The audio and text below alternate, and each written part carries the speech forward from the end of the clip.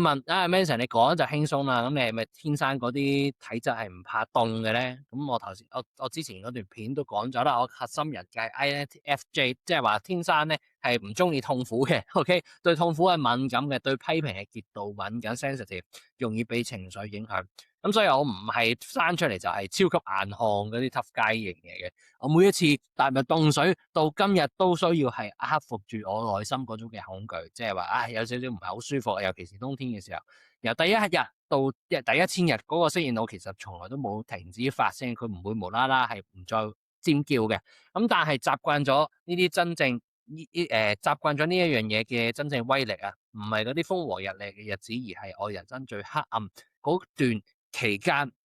我都曾經同你講過啦，大學畢業嘅時候，我唔係喺度慶祝，因為我爭屋企人咁超過100萬啊嘛，OK，跟住我又選擇去創業啦，再借多50萬，咁所以 total 廿零歲我就係爭150萬以上嘅，銀行長期都係得嗰幾千蚊，每一次起身。